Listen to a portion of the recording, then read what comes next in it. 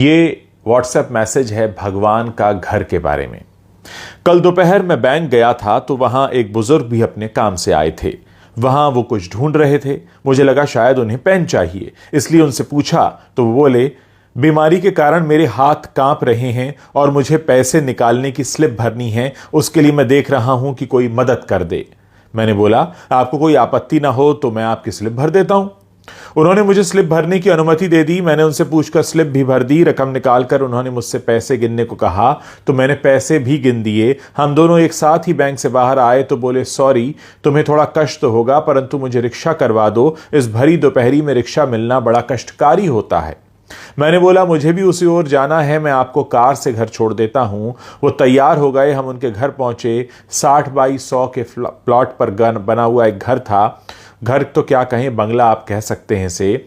घर में उनकी वृद्ध पत्नी थी। वो थोड़ा सा डर गई कि इनको कहीं कुछ हो तो नहीं गया जिससे उन्हें कोई छोड़ने एक अपरिचित व्यक्ति घर आया है।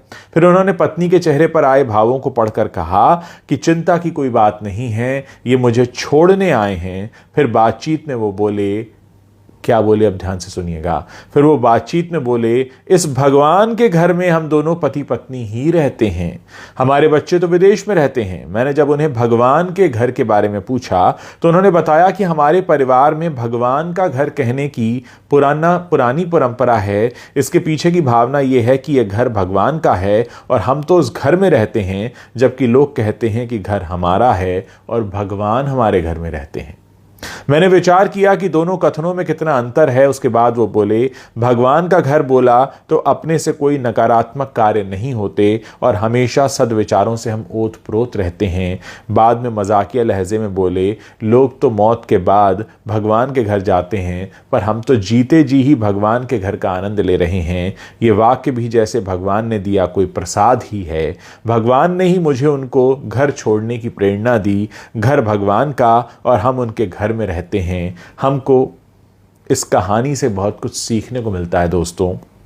अगर हम इस पर अमल करना शुरू करेंगे तो हमारी आने वाली पीढ़ियों के विचार भी वैसे ही हो जाएंगे। अच्छे कार्य का प्रारंभ जब भी करो वो एक नई सुबह होती है। ज़रा सोचिए, अगर आप अपने घर को अभी से भगवान का घर कहने लगेंगे तो उसके अंदर से जितनी नेगेटिविटी है, जितनी नकारात्मकता है, वो खुद ही बाहर हो जाएगी और फिर हमें कुछ अपने अंदर ये सोचने की ज़रूरत नहीं है कि हम किस तरह से बिहेव करें अपने घर में। जब आपको पता होगा कि आप भगवान के घर में रह रहे हैं, भगवान का घर यानी मंदिर, और मंदिर में कैसे जाते हैं, सर झुका होता है, मन में कोई क्लेश नहीं होता, मन में कोई गलत भावना नहीं होती। और ऐसे ही अगर आप अपने घर में रहना शुरू कर दें तो यकीन मानिए कि पूरा जो संसार है वो स्वर्ग बन